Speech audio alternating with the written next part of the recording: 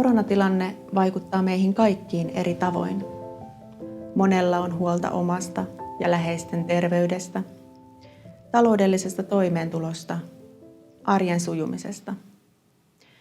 Tällaisessa poikkeustilanteessa joudumme sietämään epävarmuutta ja jatkuvia muutoksia.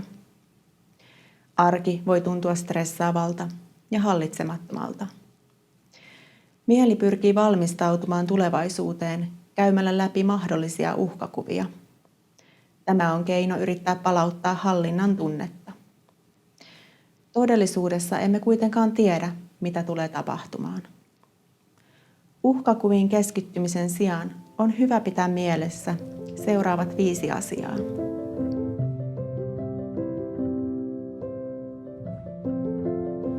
On monia asioita, joihin emme voi vaikuttaa, kuten mitä tulevaisuudessa tapahtuu. Näihin asioihin keskittyminen lisää ahdistusta. Aina on myös asioita, joihin voimme vaikuttaa, ja näihin kannattaa keskittyä. Päivärytmin ylläpitäminen on tärkeää. Pidä huoli perusasioista, unesta, liikunnasta, levosta, säännöllisestä ruokailusta.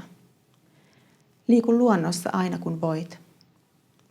Kun olet kuormittunut, ruokahalu ja uni voivat kärsiä.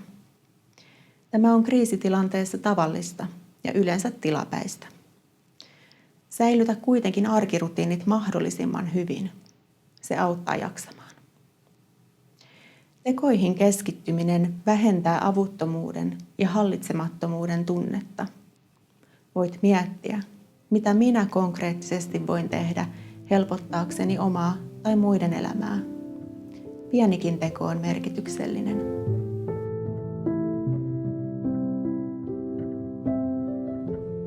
On normaalia, että keskittymiskyky voi nyt olla tavallista heikompi ja muisti voi pätkiä. Madalla rimaa, älä oleta jaksavasi kaikkea niin kuin ennenkin. Selkiytä itsellesi päivän tehtävät, esimerkiksi kirjoittamalla ne listaan. Pilkot tehtävät pieniin osiin. Keskity yhteen asiaan kerrallaan. Pidä huoli lepotauoista. Kun huomaat ajattelevasi, että et voi pitää taukoa ennen kuin nämä kaikki asiat on hoidettu, juuri silloin on aika pitää hengähdystauko. Tee selvä raja vapaa-ajan ja työajan välille. Kotona on hyvä rajata tietty alue työlle ja työn loppuessa sulkea etätyön välineet. Mieli tarvitsee aikaa palautumiseen. Et voi olla tehokas, jos aivosi eivät pääse välillä lepäämään.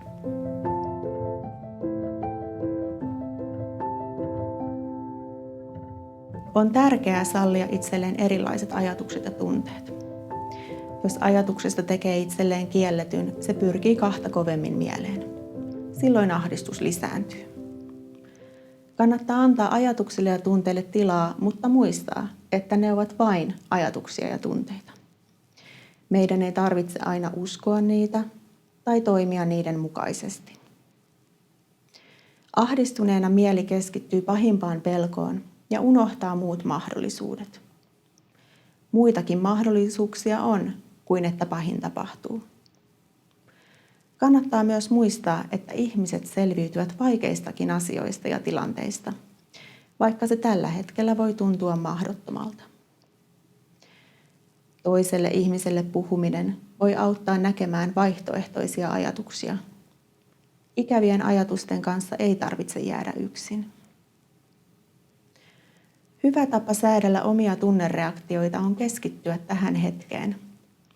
Tulevaisuutta kannattaa miettiä päiviä tai korkeintaan viikkoja kerrallaan.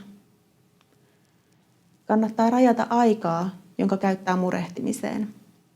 On lupa keskittyä myös muihin asioihin ja käyttää aikaa arkisten tekojen tekemiseen.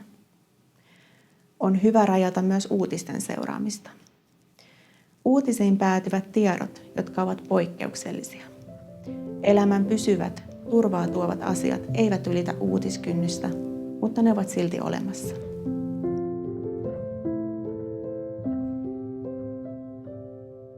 Ahdistuneena myös keho reagoi. Voit huomata tämän esimerkiksi kohonneesta sykkeestä, pinnallisesta hengityksestä, jännittyneistä lihaksista tai vatsan oireilusta.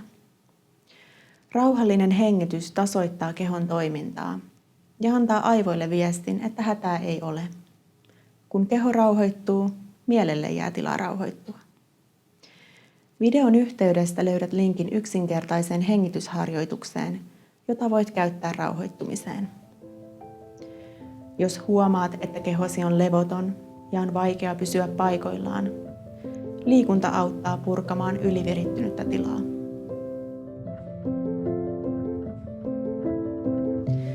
Vaikka olemme nyt ennen kokemattomassa tilanteessa, emme ole tässä ikuisesti.